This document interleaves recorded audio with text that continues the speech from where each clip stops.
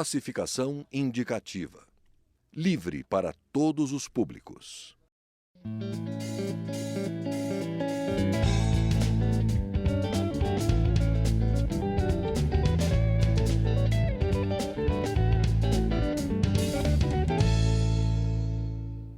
Olá!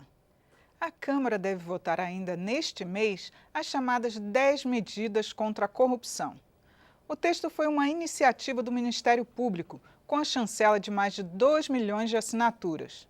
O deputado Joaquim Passarinho, do PSD do Pará, é o presidente da comissão especial que analisou o projeto. Eu sou Regina Assunção e o Palavra Aberta é um programa da Rádio Câmara e da TV Câmara.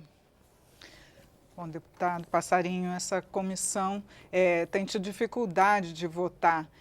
Que pontos no relatório estão sendo muito questionados? O senhor pode explicar para a gente? Bom, nós tivemos um projeto, como você falou, oriundo que veio do Ministério Público Federal, mas que foi convalidado, assim, por mais de 2 milhões de assinaturas da população, chegando a 2 milhões e meio já aqui na casa. Se você for lembrar do Ficha Limpa, teve 1 milhão e 200, ou seja, o dobro do que o projeto Ficha Limpa fez. Isso dá uma responsabilidade para essa casa muito maior. Né? O que nós fizemos foi uma série de oitivas, chegamos a ouvir 105 convidados, isso da academia, do Ministério Público, da Polícia Federal, enfim, vieram todas de todos os setores da sociedade, com 110 horas de sessão, ou seja, quase 5 dias direto, ininterruptos, né? E ouvindo a todos e pedindo opinião a todos. Então, algumas coisas foram modificadas. Por exemplo, no projeto vinha você considerar válidas provas conseguidas ilegais. Então, isso foi algo que foi muito criticado por maioria dos juristas. Você criar dificuldade para habeas corpus, defensorias públicas, principalmente, foram muito contra isso, ordens de advogados. Então, acho que nós melhoramos o texto, incluímos outras coisas no texto, tanto que nós vamos, não ser só 10 medidas, vão ser muito mais.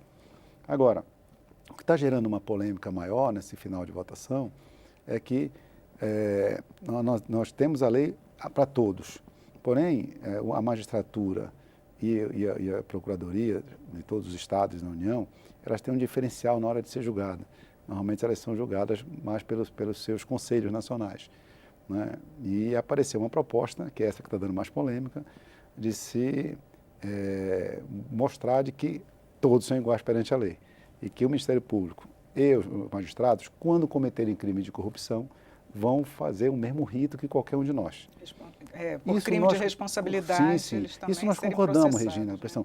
não somos contra isso. O que nós estamos pensando é de não ser o momento, não é o local, né? Você está fazendo, imagina, você vem com um pacote de medidas anticorrupção e, ao mesmo tempo, você cita uma categoria ou duas, que são justamente aquelas que estão trabalhando para acabar com a corrupção. Quer dizer, eu acho que a tese, a casa quer votar e nós somos a favor, mas cada coisa no seu lugar. Eu acho que nós podemos votar as 10 medidas, ou as 12, 14 medidas, votaremos elas e, ao mesmo tempo, já podemos indicar um projeto que a gente possa, e o próprio Ministério Público e os juízes não são contrários a isso, a entrar no debate. Mas eles pediram para retirar do texto, pediram, né? justamente porque você imagina. Tinha até acatado. Pois é, também. imagina se você vem com um projeto, imagina, onde é que está, onde é que está dito, onde está na lei, a forma que o juiz vai ser julgado, dentro da lei de combate à corrupção.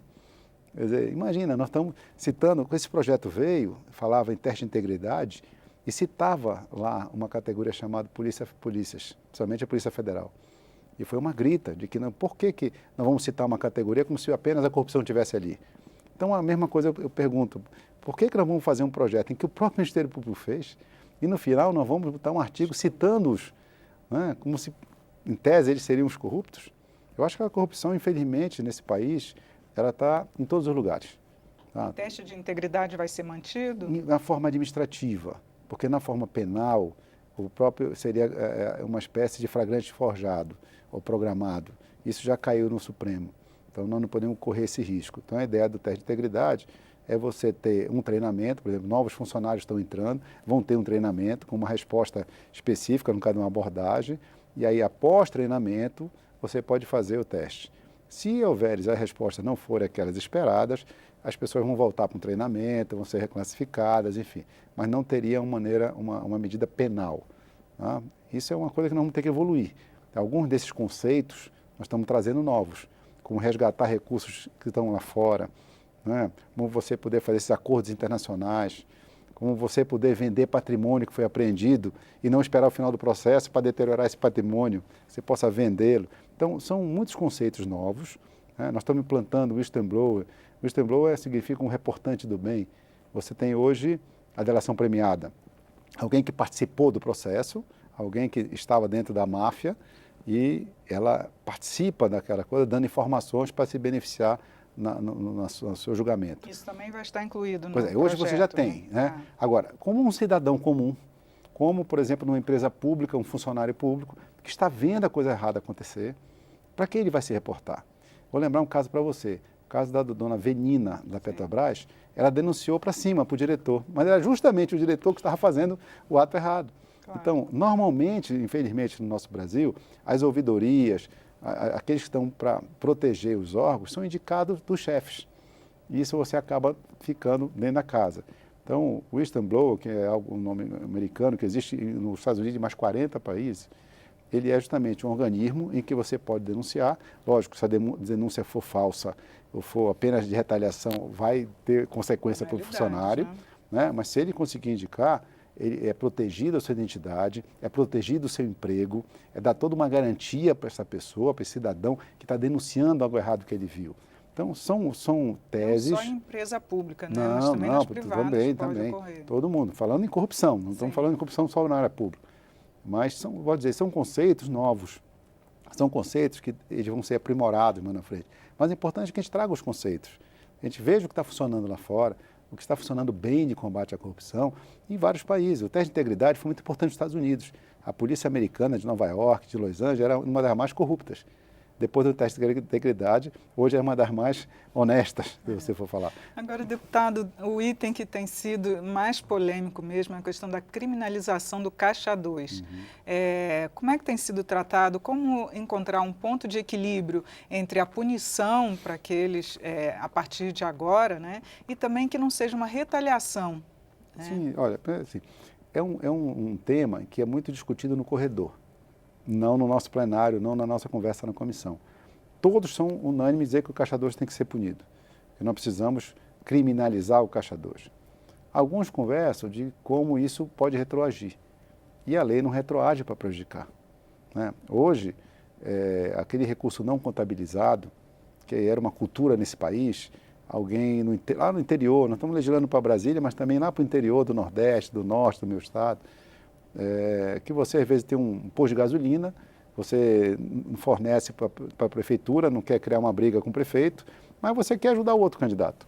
Então isso acontecia muito, o cara, eu te dou um tanto de combustível, mas não fala nada para ninguém, que eu não quero aparecer, senão você ter retaliação. Então isso não é um dinheiro ilícito, é um dinheiro que pagou imposto, é um dinheiro que um médico deu para alguém, que é do seu salário, dos seus proventos. Quer dizer, isso era é considerado uma não contabilização.